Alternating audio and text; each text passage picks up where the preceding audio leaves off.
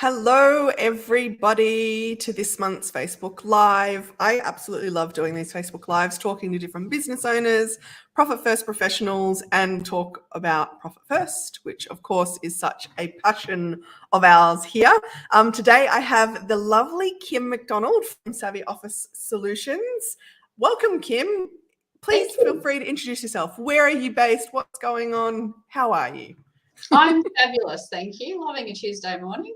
It is Tuesday, isn't it? Yep, definitely. Yes. No, I'm good. I'm from Geelong. I have a bookkeeping business, which has grown and evolved over the many years I've been in bookkeeping. So that's exciting, and I love Profit First. Everything to do with Profit First is so much fun.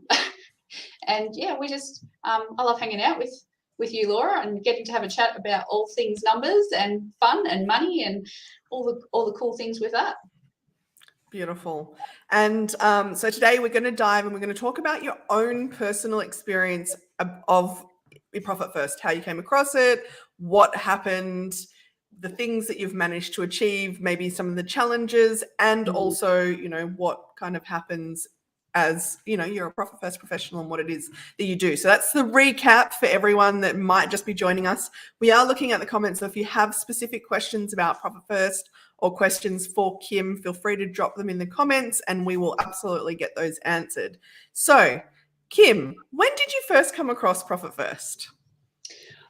To be truthful, it was introduced to me by a client a couple of years before I actually looked at Profit First. A client said to me, "Oh, we're doing this, and what are your thoughts on this?" And I said, "Well, I don't get it. I don't understand how you can pay yourself a profit without paying your expenses. So I'm sorry, I don't get it." Oh, wowzers. And then it sort of just kept popping up everywhere, like in groups that I was part of and conversations, and it just kept coming into my ether. So I was like, oh, this is really interesting. And then lo and behold, Laura, you did a presentation in one of the groups I was part of. I'm like, okay, clearly I've really just got to pay attention just because it keeps popping up. So after your presentation, I ordered the book immediately. Actually, I think I was ordering the book as you were talking in the presentation. I was like, I must get this. And then as soon as it came to me, I started reading it and I was like, oh, wowzers, like this is just a no-brainer. This is everything I've been trying to do with my bookkeeping clients over the years, but didn't quite have the tools or the language to explain it in such a simple process because it's so counterintuitive to what we're taught in the financial industry. And absolutely, it literally does make your brain explode a little. Not going to lie, there was a couple of days of rocking in the corner after that, going, how can it be so simple? I don't understand. So yeah, that was my introduction to it, really. And then as I was reading through, I was like getting quite excited with some of the stories and thinking like, oh, this so resonates. I get this. And so I decided to start implementing it as I was reading it. Okay. Now, I'm not going to lie, there was a couple of things that I went through. I went, oh my God, I'm so overwhelmed. There feels like there's so much to do. And like, really, I should have done this years ago. How am I going to start now?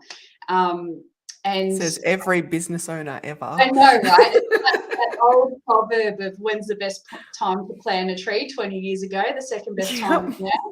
So it was literally that. And I think for me, there was a bit of shame around it too. I was like, I'm a bookkeeper. I'm in the finance industry, and how have I got to this point? Because as I was going through, the first thing I did was the instant assessment. And I went, I so thought I was doing okay. Like I so thought that my business, I was running it really lean but still paying myself. Like I've always paid myself a wage. That's always been a get-go. And I know, right? You just got to do that. It's never been a great wage, but I was like, okay, so if I'm doing this, how am I not seeing more money? Like I didn't get it myself. Like how did that not work for me? I was doing everything right. Doing it right. Doing everything right. Love it. As per what we're taught. And so when I started to go through the implementation and things started to get a little overwhelming, I go, okay, just take a step back. And I've done the instant assessment. Then I just went and opened the bank accounts. All 7 of them. I just went straight up. I'm like, if I'm going to do it, I'm smashing it. All or nothing.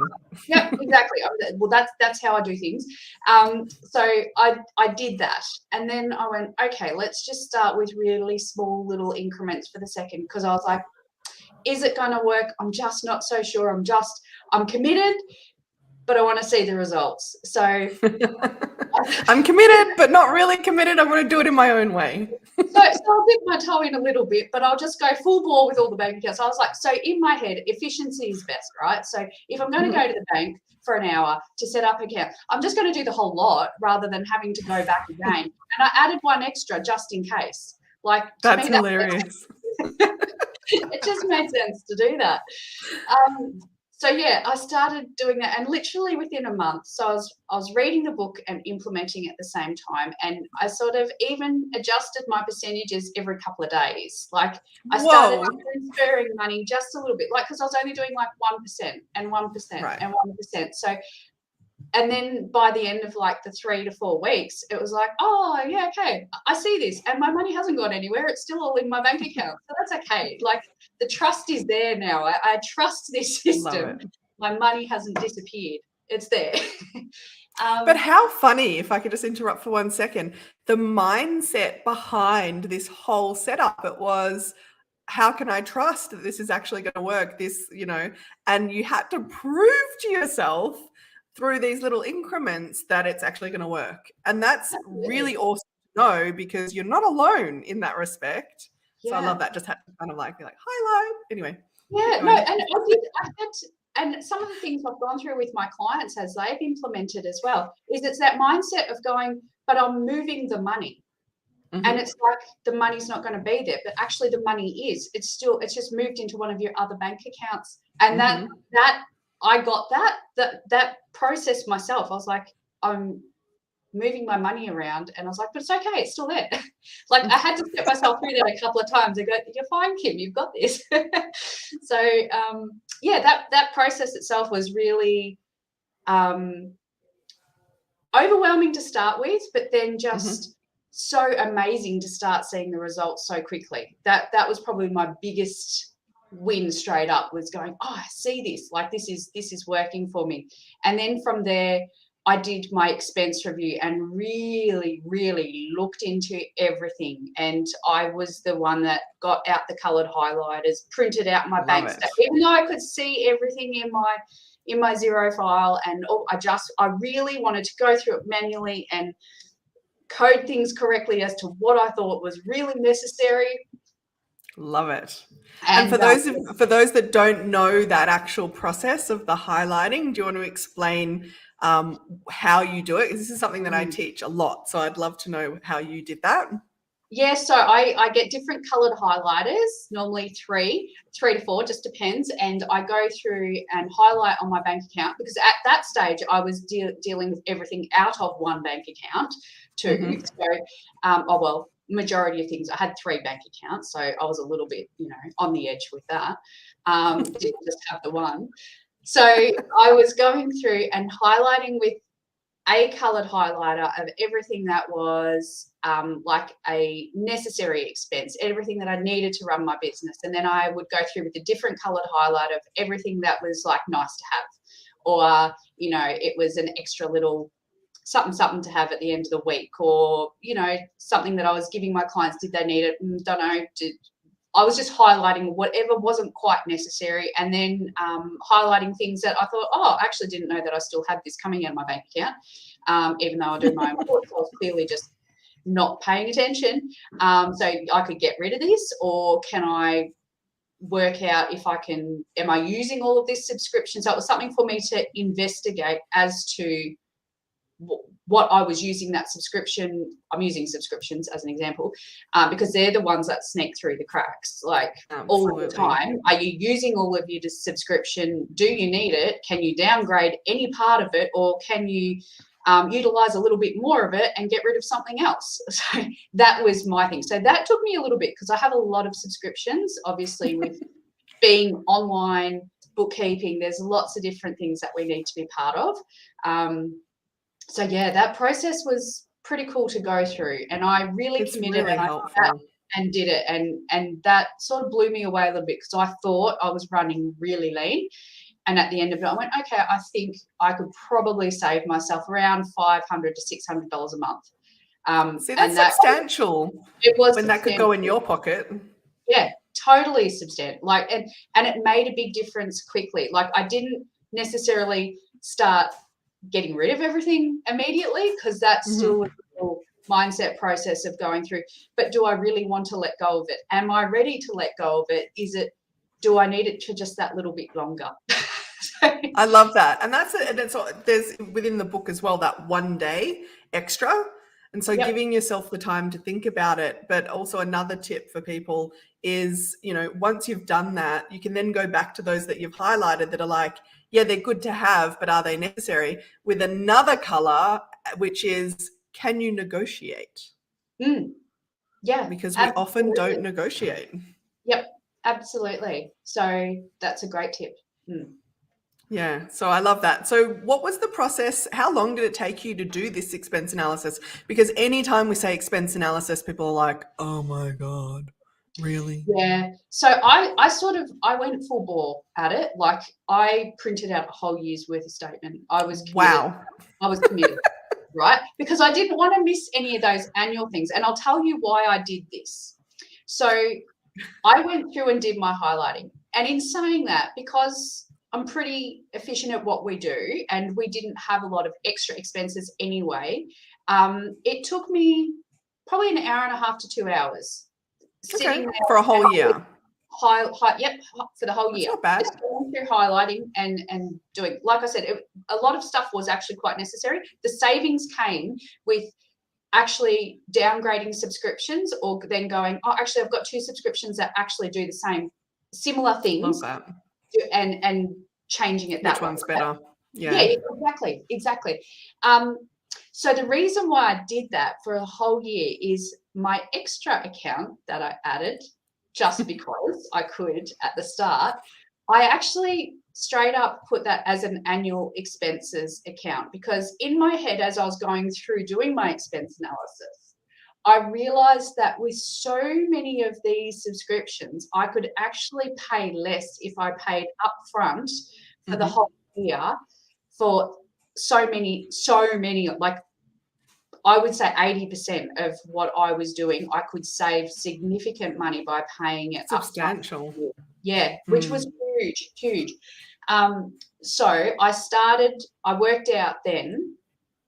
So this was separate to the expense analysis. I did that part of it. And then I opened up I had that annual account. I just changed the name to, instead of just in case it was like annual account. Love it. I worked out how much money I was spending on these things each month, and then worked out what got the annual amount off whatever websites it was that I was dealing with, and started to put that money aside straight away from my OPEX. And then from that, I realized that, and this is where I was coming unstuck most of the time throughout my years of business, was that when big expenses came, because all my money was in the one spot, I would use that money and then feel tight down the track, because I wasn't cash flow forecasting. Like, we're great to talk about it, but did I sit there and do it? No, I didn't. I did. I love it. You're too busy doing the do. It's like plasterers having holes in their walls. Like, I just was not focused on it. Then I found from doing this that it was okay, because I don't even need to worry about brain space of thinking about that. Like, it just doesn't.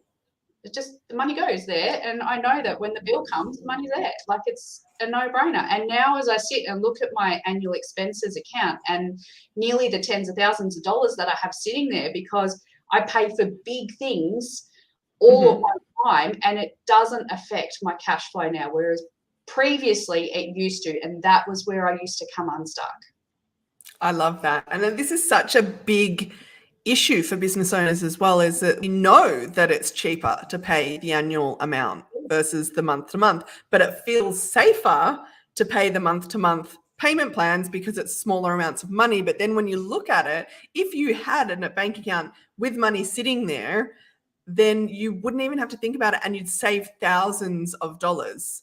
The same can be done as if you want to work with someone as well. And this is how I use my accounts too, is I know that it's a big ticket item because I'm going to invest in some help in my business for certain things, whether that be coaching or a profit first professional, whatever it is. Then you can work out, all right, so what is it that I need? How soon do I want to work with this person? And you can use that exact same technique that you do for your annual in this way. And so, yeah, I just wanted to put that in there because there's multiple ways that you can use these bank accounts that are not just the survival of I need enough money to live and pay all the things and tax and expenses. So really appreciate you diving into that.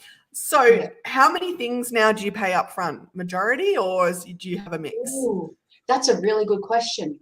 I would say I'm at about 60%. The ones that I pay month by month are either ones that are on US dollars that don't really have the option. I've got a couple that don't have the option of doing annual, or I'm trialing them and trying to work out if it's actually a program that I want to continue to use as well. So some of the smaller ones that, maybe it's more than 60%. I'd actually have to go and look at that. I am paying a lot of my big things straight up front. There's probably a couple more that I can do, but that's again for another expense review to go back through and see if I'm doing that, because you always grow and evolve with your business as you go, and checking your expenses is now something that I actually get quite a lot of enjoyment out of, because there's always things to discover and there's always change. You heard that first from Kim. Thought I'd already done that. Yeah, no, right? Awesome. No, but it is true. Once you have a system in place that takes the headache of looking at the detail and everything, then it is enjoyable to kind of go, oh yeah, no, I don't need that thing, or that slipped in. So I really do love the fact that you say that it's fun. What else has changed for you? Like you said that you've always paid yourself, but what's happened there? So what I had done, I have a business partner as well. So there's two of us that we've had to pay wages for throughout the years. And, having moved into, my business partner's moved into retirement now, but we've still been able to pay a wage through having this set up now with our owner's pay and our quarterly profit distributions, etc., has meant that I can still have my normal wage that I'm currently getting without putting extra stress on the business at the second, even though I'm aiming to be paying myself more as I grow with things changing in my business. The profit distribution each quarter is super exciting. And, we still don't take all of that as it stands. We still do 50% into savings and then 25% each. So some quarters it's fabulous, and some quarters it's not as fabulous, depending on the work. What's happening? Yeah, exactly. So yeah, for me, that process of paying myself didn't actually change because I'd already had that set up from very day one. Like I knew as a mum of 3 kids that I needed to support my kids. So that needed to be a given from the very first day. I get a wage. Has to happen. So has it increased? It's increased more slightly over the last year, but there's a reason for that, because giving the biggest part of my profit first journey is actually having business savings put aside now, and knowing that I was starting to get a little bit frustrated with the bookkeeping cycle of quarterly bastards and just doing a lot of bookkeeping all the time and moving more into advisory, which I have been doing over the last 5 years. It's not something new, actually probably even longer than that. And I wanted to give myself some space to actually keep re-educating and again, doing more with Profit First, being a mastery member as well, and doing a lot of other mindset work as well, lots of other professional development. I wanted to give myself the space to do that. You can't do that when you're already working 30 to 38 hours a week. Absolutely. Calendar's full. So for me to be able to step back from doing as much bookkeeping as I was means that I'm not actually bringing the income in for for the business, even though I have a staff member and that's fantastic. So it's still got income growing, but having that savings there has meant that I've been able to drip money back into the business to still pay myself, even though I'm not generating the income right now.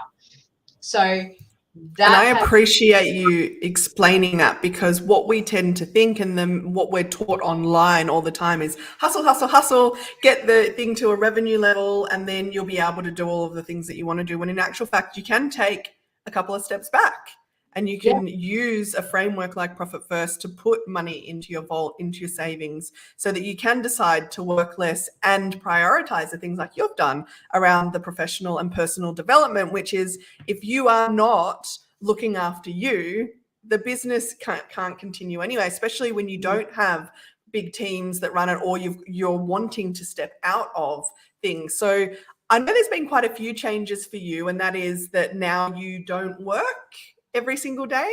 Is that right? No, so that's been exciting. So I've been trialing for the last 4 to 5 weeks. I'm now doing a 4-day work week.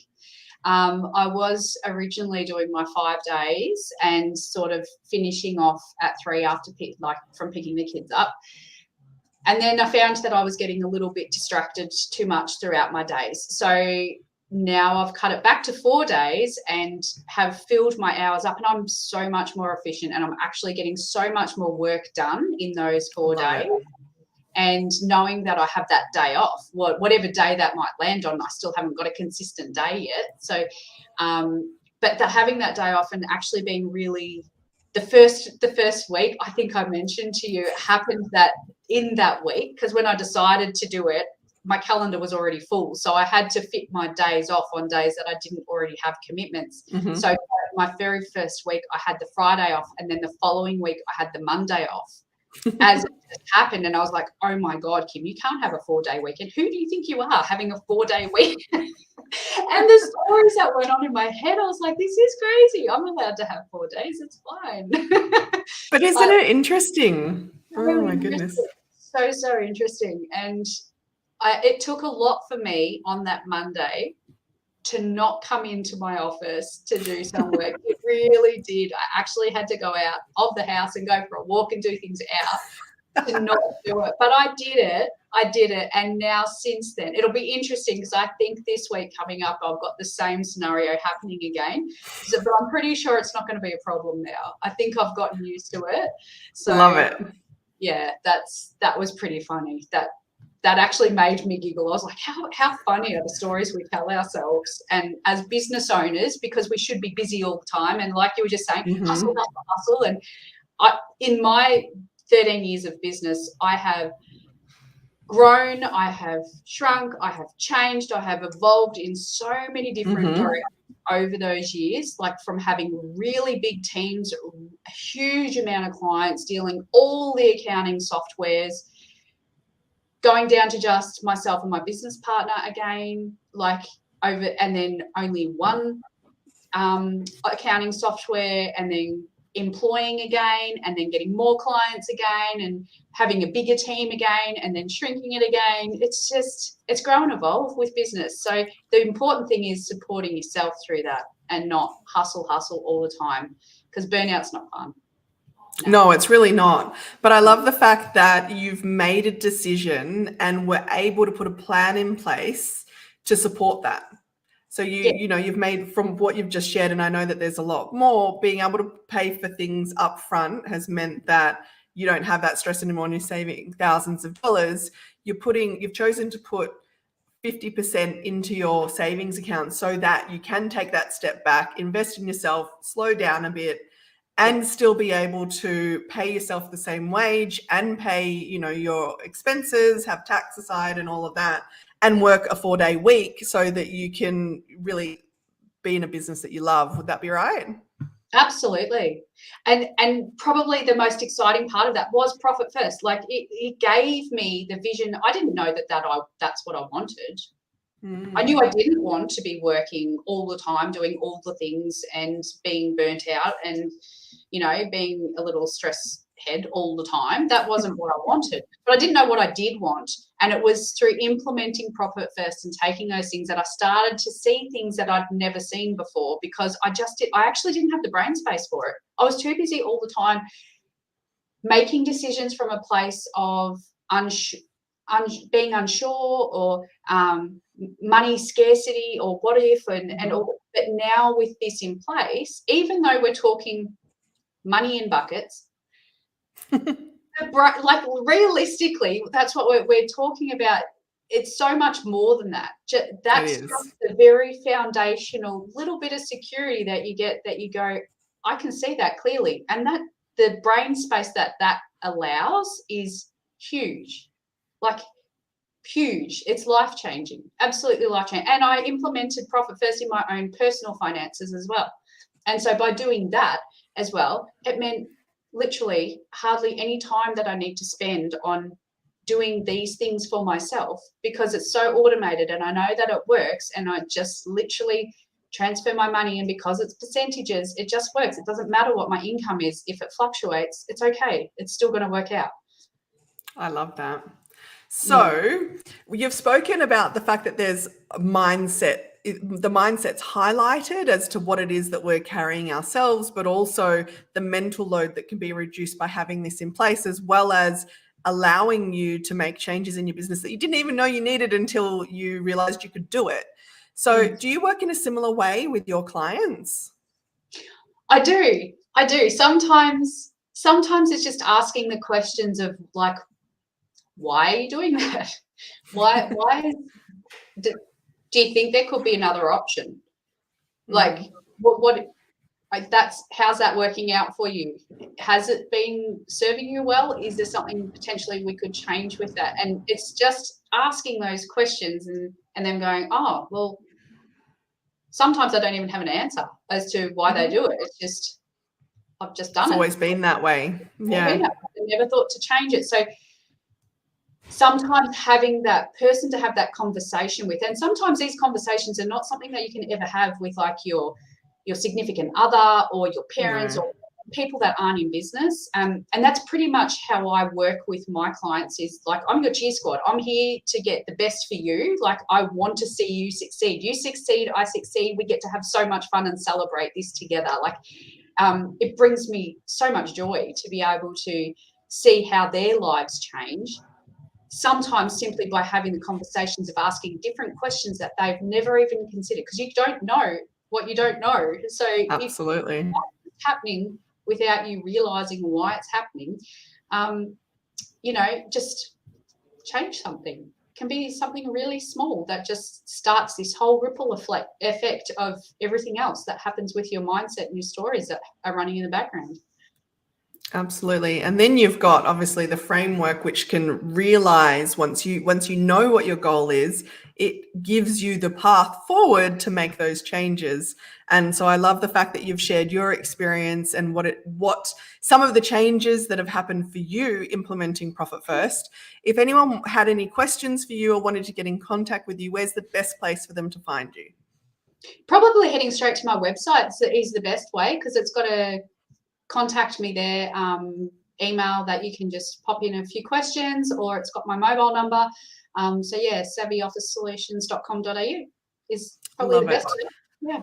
Beautiful. And if anyone has any questions, feel free to drop them in the comments. We'll be coming back to answer anything that we might have missed while you're watching this. Thank you so much, Kim, for sharing your Profit First journey and everything that, some insights as to what changes you have had.